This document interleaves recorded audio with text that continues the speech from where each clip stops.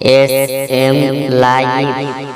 সারা নাজিরিন মুসলিম মনে রাখো, আল্লাহ পাকের নবী দয়ার নবী মুহাম্মদ রাসূলুল্লাহ সাল্লাল্লাহু আলাইহি ওয়াসাল্লাম আল্লাহ পাকের নবী আমার বলল, ও সাহাবীরা মনে রাখো, আমি রাসূলুল্লাহ বলি, ওই মানুষটা চলতে চলতে যে জায়গাটা মারা গেল, যেই না মানুষটা মারা গেল, মানুষটা যেই না ইন্তেকাল করে গেল, অমনি করে জাহান্নামে ফারিস্তা এসে হাজির। ওই মানুষটারে আল্লাহ পাকে গজবে জাহান্নামে নিয়ে যাবে বলে অপরদিকে আল্লাহ পাকের জান্নাতের ফারিস্তাগুলো হাজির। ওই মানুষটারে আল্লাহ পাকের দয়া জান্নাতে নিয়ে যাবে বলে না, তুই ওই মানুষটার সামনে রেখে জান্নাত আর জাহান্নামের ফারিস্তারা একে অপরের ভিতরে কথা কাটাকাটি করতে লাগলো। জাহান্নামের ফারিস্তাগুলো বলতে লাগলো, ও রব্বুল আলামিনের জান্নাতের ফারিস্তারা, এই মানুষটা জিন্দেগিতে 100 মানুষকে হত্যা করেছে, সুতরাং এই মানুষটার জায়গা হবে জাহান্নাম। এই মানুষটা জিন্দেগিতে কোনো ভালো কাজ করেনি, এই মানুষটা জিন্দেগিতে কোনো নেক আমল সে মানুষটা করেনি। আর যে মানুষ নেক আমল না করে, যে মানুষটা বদ আমলের সঙ্গে জড়িয়ে যায়, ওই মানুষটার জন্য তো আল্লাহ পাকের গজবে জাহান্নাম। ও আল্লাহ পাকের জান্নাতের ফারিস্তারা, তোমরা কেন মানুষটার জীবন, তোমরা কেন তার রূহ গানা নিতে এসেছো? জান্নাতি ফারিস্তারা বলতে লাগে, ওগো আল্লাহ পাকের জাহান্নামের ফারিস্তারা, ও আল্লাহ পাকের গজবের জাহান্নামের ফারিস্তারা, একবারের জন্য মনে রাখো, আল্লাহ পাক রব্বুল আলামিনের এই বান্দাটা আল্লাহ সাগীরাবারে তওবা করার উদ্দেশ্যে আজ রাস্তাখানা অতিবাহিত করতে শুরু করেছে। তওবা করার উদ্দেশ্য নিয়ে বাড়ি থেকে পার হয়ে গেছে। আল্লাহ পাক এই মানুষটা তওবা কবুল করে নিয়েছে, আর এই মানুষটার জন্য মহান আল্লাহর জান্নাতের নসিব বানিয়ে দিয়েছে। দুই দল ফারিস্তার ভিতরে তখনও ঝগড়া বিদ্যমান, মেটে না। মহান আল্লাহ আর এক ফারিস্তারে মানুষের রূপ ধারণ করিয়ে তাদের সামনে দাঁড় করিয়ে দিলেন। ফয়সালা কি না, ফয়সালা তোমরা ঝামেলা করো না, এক কাজ করো, তোমরা ওই লোকটার বাড়ি থেকে নিয়ে ওর গন্তব্য পর্যন্ত রাস্তা মাপো। যে জায়গা থেকে ওর বাড়ি থেকে বার হয়েছে, বাড়ি থেকে নিয়ে ওর গন্তব্য জায়গা পর্যন্ত যে জায়গায় যাবে, এর প্রতিমধ্যে রাস্তাটাকে তোমরা মাপো। যদি দেখো এই মানুষটার জায়গা বাড়ি থেকে তার নিকটে থাকে, তাহলে জাহান্নামের ফারিস্তারা নিয়ে যাবে। আর যদি মাপ দিয়ে দেখা যায় যে মানুষটার জায়গা বাড়ি থেকে তওবার রাস্তার দিকে বেশি হয়, তাহলে ওই মানুষটার জান্নাতের ফারিস্তারা নিয়ে যাবে। একটু জোরে বলেন। মাপ দেওয়া শুরু হলো, মাপ দেওয়া হলো, দেখতে পাওয়া গেল ওই মানুষটার বাড়ি থেকে যে জায়গায় ইন্তেকাল করেছে রাস্তার একদম সেন্টার, কেন্দ্রবিন্দু। একটু সুবহানাল্লাহ বলেন। জান্নাতে যেতে গেলে কটা নেকি লাগে বলেন তো? শতকরা 100-র ভিতরে কটা নেকি লাগে? কথা বলেন না কেন?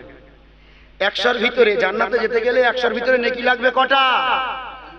100টাই না, 100টা লাগবে না, 51টা লাগবে।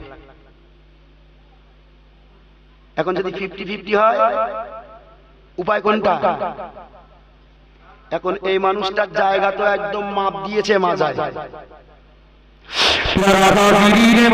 মনে রাখো, আল্লাহ পাকের নবী দয়ার নবী মুহাম্মদ রাসূলুল্লাহ বললেন, মনে রাখো, আমি আল্লাহ পাকের নবী তোমাদেরকে বলি, ওই মানুষটার মাপ দেওয়ার পরে মানুষটার জায়গা যখন দাঁড়িয়ে গেল একেবারে কেন্দ্রবিন্দু, মহান আল্লাহ ওই বান্দার জন্য রহমানুর রহিম নামটাকে ধারণ করল। বান্দা তওবা কবুল করল, বান্দা তওবা আল্লাহ সাগী দরবারে মঞ্জুর হয়ে যাওয়ার জন্য ওর 50-50 বাবা পেটের ভিতরে তৃপ্তি পাওয়ার জন্য ওই বান্দাটার জন্য মহান আল্লাহ ওই মানুষদের দ্বারা ফয়সালা দিয়ে দিল ফারিস্তাদের মাঝে ফয়সালা হয়ে গেল মানুষটা যখন মাঠে দাঁড়িয়ে আছে আর মানুষটা যখন তওবা করেছে এই মানুষটার জন্য আল্লাহ পাকের দয়ার জান্নাতের ফারিস্তারা এই মানুষটার আল্লাহ পাক রব্বুল আলামিনের দরে যাবে প্যারা হাজিরিন মজলিস মনে রাখো আল্লাহ নবী আমার বললেন ওই মানুষটা গায়ে জান্নাতের ফারিস্তারা জান্নাতের পোশাকখানা জড়িয়ে দিয়েছে ওই মানুষটা গায়ে জান্নাতের খুশবুখানা মাখিয়ে দিয়ে ওই মানুষের রূহটারে জান্নাতি ফারিস্তারা সংবর্ধনা জানাতে জানাতে আল্লাহ পাকের দয়া জান্নাত আল্লাহ পাক রব্বুল আলামিন যে নামগুলোর জায়গা দেবেন আল্লাহ পাকের দয়ার ইল্লিন নামক জায়গাতে ওই মানুষের নাফসটারে জায়গা করে দিলে একটু জোরে বলেন সুবহানাল্লাহ। কোথায় গেল নাফস? কথা বলেন ইল্লিনে। মানুষ মারা যাওয়ার পরে আত্মাটাকে নিয়ে যায়, নিয়ে দুটো জায়গায় রাখা হয়। একটার নাম হলো ইল্লিন। জি, যদি কোনো বান্দা নেককার হয়, আল্লাহওয়ালা হয়, দিনদার হয়, পরেজগার হয়, ওই বান্দার রূহটা থাকে ইল্লিন, যে জায়গাতে মহান আল্লাহ জান্নাতের সমস্ত সুখ আছে। একটু সুবহানাল্লাহ বলেন। বিচার হবে তারপরে তো জান্নাত, কিন্তু ওই ইল্লিন নামক জায়গাতে ও জান্নাতের সুঘ্রাণ, জান্নাতের সুখ ওখানে ও অনুভব করবে। একটু সুবহানাল্লাহ বলেন। ঠিক যে মানুষটা পৃথিবীতে গুনাহগার, যে মানুষটা পাপাচার, যে মানুষটা সিয়াগার, যে মানুষটা পথভ্রষ্ট, ওই মানুষটার রূহটাকে আল্লাহ নিয়ে যাবেন কোথায়? সিজ্জিলে। জি ভাই, এই ইল্লিন আর সিজ্জিন এই দুটো জায়গাতে আল্লাহ পাকের নবী বললেন ওই মানুষের রূহটাকে মহান আল্লাহ ইল্লিন নামক জায়গাতে নিয়ে যাবেন। একটু জোরে বলেন সুবহানাল্লাহ। এখন আপনি বলবেন ভাই, জি আপনার ভিতরে কি আছে এরকম 99 জন মানুষকে হত্যা করা কোনো মানুষ? আপনার ভিতরে কি আছে আপনার জাতির ভিতরে যে 100 মানুষকে হত্যা করা মানুষ? নেই। বান্দা এই জন্য মনে রাখতে হবে। জি, পরবর্তী বক্তা জানাব হযরত মাওলানা আব্দুর রাকিব সাহেব তিনি চলে এসেছেন বন্ধুগণ। জি ভাই, উনি খুব দ্রুত এসেছেন। 71 কিলোমিটার রাস্তা উনি অতিবাহিত করেছেন 1 ঘন্টা 15 মিনিট। বুঝতে পারতেছেন? 1 ঘন্টা 15 মিনিটে 71 কিলোমিটার রাস্তা অতিবাহিত করে এসেছেন। জি ভাই, আমি আপনাদের কাছে একদম শেষ বেলায়, আমি তো ঘরের ছেলে, ছোট্ট ভাষায় আপনার গুনাহ কতটা? এর চাইতে বেশি? এর চাইতে কি বেশি? না বাপ, আপনার গুনাহ এর চাইতে বেশি নয়, এর চাইতে অনেক কম। কি করেছেন?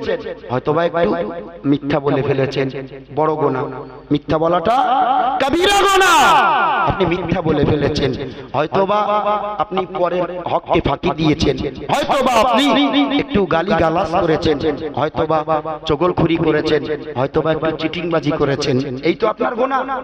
আপনি হয়তো নামাজটা আদায় করেননি। ও বাবা, একটা বাত তো মনে রাখতে হবে। আমি আপনাকে শুধু বোঝাতে চেয়েছি এটাই যে মহান আল্লাহ আপনার জন্য রহমতের দুয়ার নিয়ে দুয়ার খুলে বসে আছেন, তার কুদরতি দৃষ্টি দিয়ে বান্দার দিকে তাকিয়ে আছেন। বান্দা কখন আমার কাছে তওবা করবে? বান্দা যত বড় গুনাহগার হোক না কেন, বান্দা যেই ঘাটি দিলে ওই 3টে শর্তরে মেনে নিয়ে যেই আল্লাহর কাছে তওবা করবে, ওই বান্দার যত বড় গুনাহ থাক না কেন আল্লাহ ওই বান্দার গুনাহকে maaf করে দেবেন। একটু জোরে বলেন, আর একটু জোরে বলেন। জি ভাই, আমি ভাইকে সময় দেবো, শুধু ছোট্ট একটা জায়গা না বললে আপনাদের সংশয় থেকে যাবে। ইনকানাল ইসমু বাইনাল আবদ, যদি বান্দার সঙ্গে বান্দার গুনাহ হয় তার জন্য শর্ত কটা? 4টে। সেটা বলিনি কিন্তু আমি, সেই 4টে অবশ্যই জানার দরকার। এই যে 3টে বর্ণনা করলাম, এই 3টে কি কি?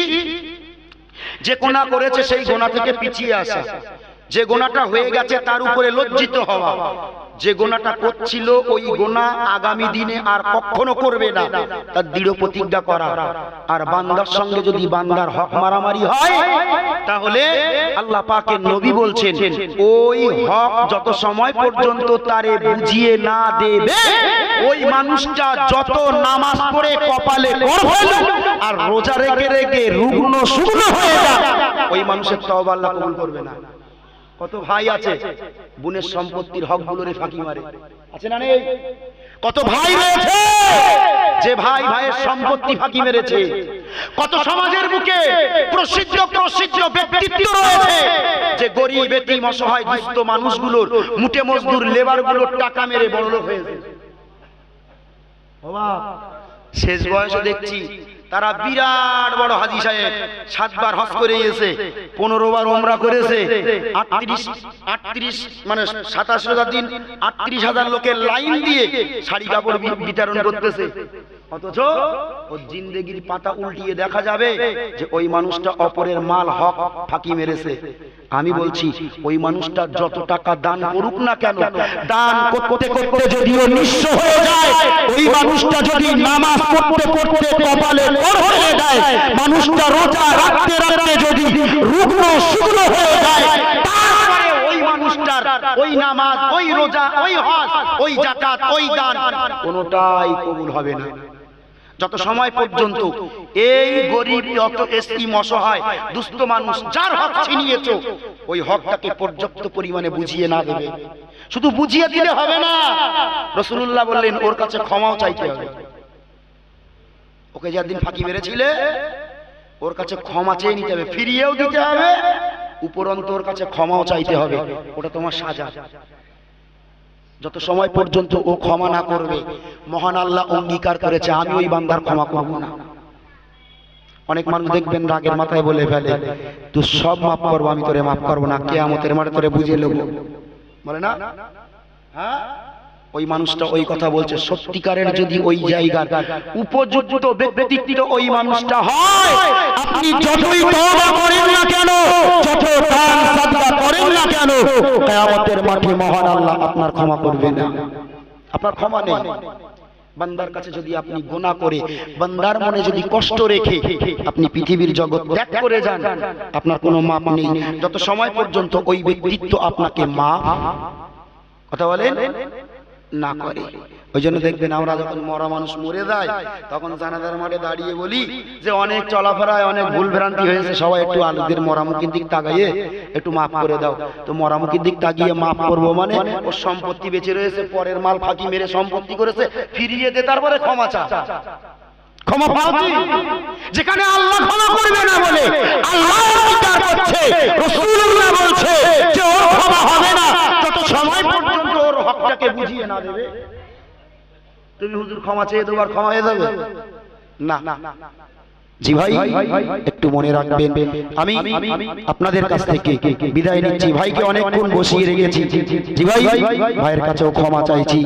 আমি আদৌ এই টাইমের বক্তা নই, তারপরেও পরিস্থিতি বাধ্য করেছে এই জায়গায়। আল্লাহ আমার দ্বারা যত কিঞ্চিত বলিয়েছেন, অন্তত মহান আল্লাহ আমাকে আপনাকে তার চাইতে সেই বিষয়ের উপরে পূর্ণ আমল আল্লাহ করার তৌফিক দান, বলেন আমিন। আল্লাহ আমাদের সকল কপালে তাওবাতান নাসুহা কবুল করেন, জোরে বলেন আমিন। আখিরি দাওয়ানা আলহামদুলিল্লাহি রাব্বিল আলামিন। মহাব্বতে উচ্চারণে দরুদ আল্লাহ